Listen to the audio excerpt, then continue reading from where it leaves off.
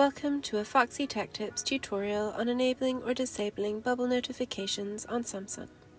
If you find this video helpful, please consider subscribing to my channel and liking the video.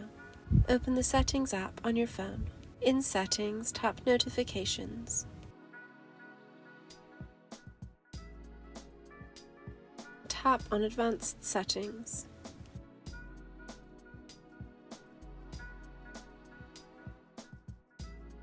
Then select Floating Notifications.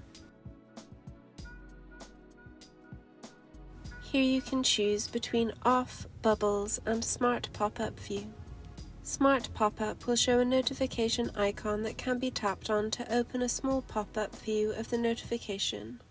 If you turn this on, you can tap on Included Apps and select the apps that you would like to have this type of notification. Not all apps support this type of notification. To disable both Bubbles and Smart Pop-up View, select Off. To turn bubble notifications on, select Bubbles. And that draws an end to this tutorial.